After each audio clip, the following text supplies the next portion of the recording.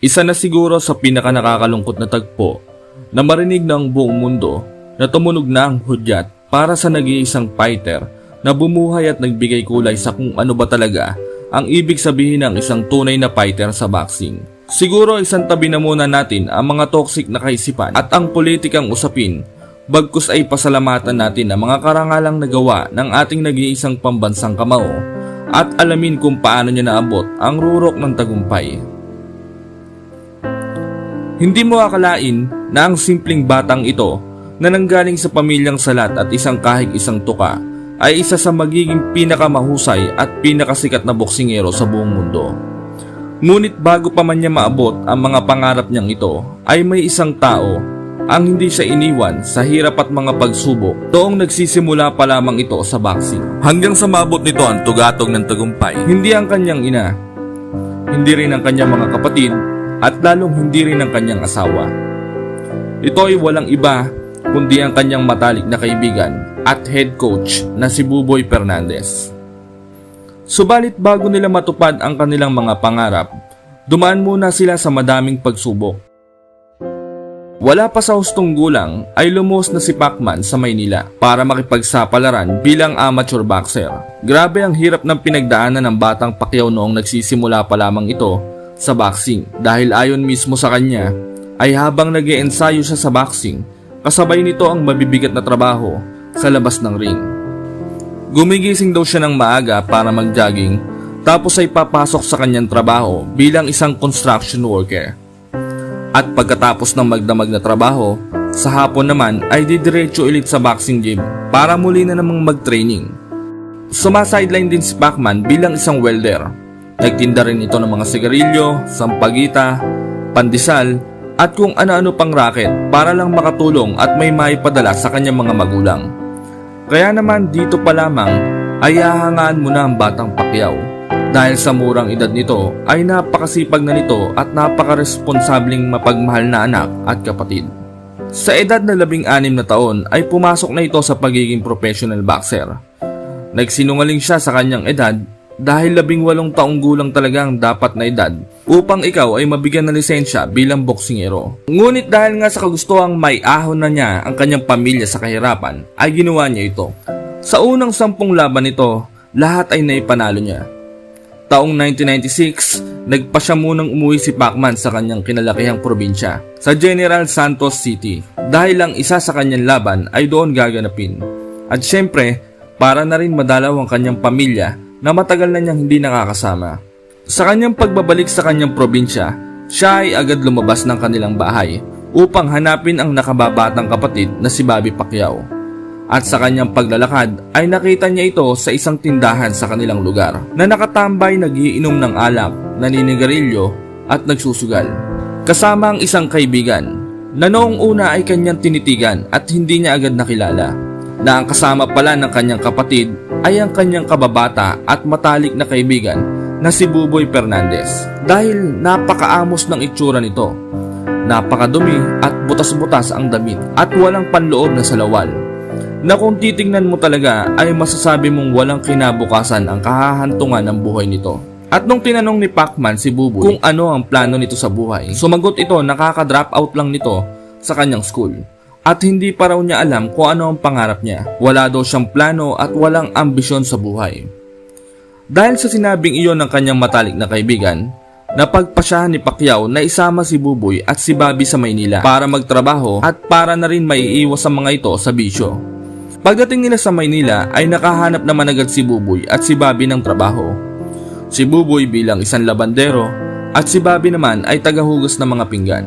Pansamantalang nakikitulog noon si Buboy sa kwarto ni Manny sa loob ng gym. May maliit na kwarto si Pacman doon sapagkat champion ito. Samantalang ang ibang mga boksingero na kasama niya ay sa ibabaw lang ng ring mga nagsisipagtulog. Ngunit ito ay hindi nila ipinaalam sa may-ari. Itinatago nito si Buboy sa ilalim ng kanyang kama tuwing gabi upang hindi mapansin ng mga tao sa gym. Dahil ang batas sa kanilang gym ay tanging mga boksingero lamang ang pwedeng tumira dito. Di nagtagal ay nalaman din ng may-ari ng gym na nakikitulog si Buboy sa kwarto ni Pacman. Kaya naman, kinausap ng may-ari si Pacquiao at sinabing kung gusto niya talagang manatili ang kaibigan niya, ay kailangan nito magtrabaho bilang isang janitor. Agad naman pumayag si Buboy at naging janitor. Isang araw habang naglalampaso ng sahig si Buboy, ay kinausap ito ni Pacquiao at sinabing pag-aralan mo maging isang boxing trainer. Subalit, agad itong tinanggihan ni Buboy sapagkat wala daw siyang hilig at alam sa pagbaboxing.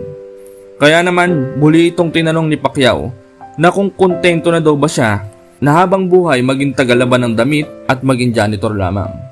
Sumagot naman si Buboy ng syempre hindi.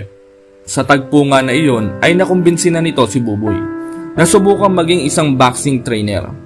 Subalit 1 linggo pa lamang ang nakakalipas, simula nang sila ay mag-ensayo ay tila umaayaw na agad ito at sinabing, mahirap, hindi ko yata kaya. Hindi ko yata kaya, Brad. Kasi masyado masakit, lalo na kung punch meat. Di nagtagal ay unti-unti nang nagustuhan ni Buboy at natutunan ng basic at fundamentals ng boxing. At tuluyan na itong naging ganap na boxing trainer. Naging maganda ang tandem ng ating pambansang kamao at ni Buboy Fernandez. Dahil naging sunod-sunod ang mga panalo nito at unti-unti nang nakikilala sa Pilipinas. Taong 2001, nang magpa siya ang manager ni Pacquiao na si Rod Nazario, nadalhin na ito sa Amerika upang hanapan ng trainer at promoter. Dahil sa tingin niya ay handang-handa na ito para sa malalaking laban. Una silang lumapag sa San Francisco, California. Ngunit bigo silang makahanap ng gustong humawak sa ating pambansang kamao. At sa dami nga ng napuntahan nila, ay halos lahat ay tinanggihan ito. Hanggang sa napadpad sila sa New Jersey, kung saan doon ay may isang promoter ang nagka-interes sa Filipino Southpaw fighter. At ito ay ang boxing promoter na si Murad Muhammad.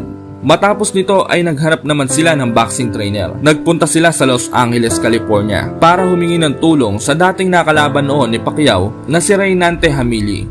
Sapagkat ito ay nagtatrabaho noon sa isang boxing gym sa Hollywood na kung saan ang nasabing gym ay pag-aari ni Freddie Roach at ito ay ang Wildcard Gym.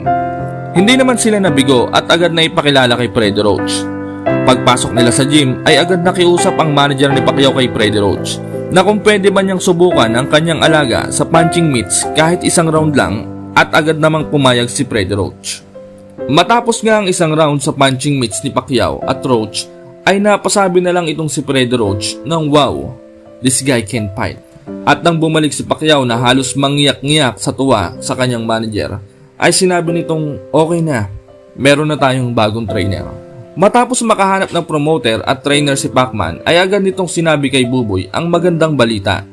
At sinabing ayusin na nito ang mga papeles nito sapagkat isasama niya ito sa Amerika upang doon nila tuparin ang kanilang mga pangarap. Taong 2008, ginanap ang labang tinaguriang The Dream Match. Ito ay sa pagitan ng ating pambansang kamao at Golden Boy na si Oscar De La Hoya. Sa naging laban na ito ay itinanghal na pound for pound king si Pacman matapos nitong bugbugin ng 8 round at pasukuin sa laban ang mas malaking si De La Hoya. Pero ilang sandali bago pa man maganap ang laban na ito, habang nakasakay si Pacman at si Buboy sa kanilang sasakyan na patungo sa venue ng laban, ay natanaw ni Buboy sa bintana ng sasakyan ang billboard ni Pacquiao at De La Hoya. At sinabing, natatandaan mo pa ba? Noong una tayong tumapak sa Amerika, yung lumaban ka kay Ledwaba, tuwang-tuwa na tayo na mapasama sa undercard ni De La Hoya noon. Pero ngayon, ikaw na mismo ang lalaban sa kanya. At ang matindi pa dito ay ikaw na ang main event. Kaya naman laking pasasalamat ni Buboy sa kanyang matalik na kaibigan. Dahil kahit mas matanda siya ng 4 na taon kay Pacman, ay si Pacquiao na ang mas tumayong kuya sa kanilang dalawa. At kung hindi siya nito pinilit na maging boxing trainer, ay malamang nalulung na ito sa masamang bisyo at tiyak na nawalan ng tuluyan ang direksyon ng kanyang buhay. Dagdag pa ni Buboy ay sinabi daw sa kanya ni Pacquiao na ikuwento daw sa kanyang mga anak at magiging apo ang mga pinagdaanan nila upang malaman nila na kapag nagsikap ka at nagtiyaga ka ay tiyak na matutupad mo ang mga pangarap mo. At sa tuwing kinukwento nga daw ni Buboy sa kanyang mga anak ang istorya nila ni Pacman, ay napapaiyak ang mga ito. Ang bawat nilikha sa balat ng lupa, lahat dumaranas ng matinding hirap at pagluha. Kung ngayon kalungkutan ang tinatamasa, bukas makalawa ay sisibol na ang pag-asa. Sa bawat paghihirap na dinaranas, tiyak magbubunga ng saya at magandang bukas dahil sa pagtitiyaga at pagsisikap. Makakamit din ang mithi at pangarap. Sa tuwing sasapit ang dapit hapon, takot at lungkot sa puso ay nagtitipon. Ngunit sa pagsikat ng isang umaga, sa puso'y pagsibol ng panibagong pag-asa. Sa mga lungkot at hirap na haharapin, pagiging matatag ay dapat pairalin. Kumapit ka lang sa may kapal at ito ay harapin at siguradong buhay ay gagaan din.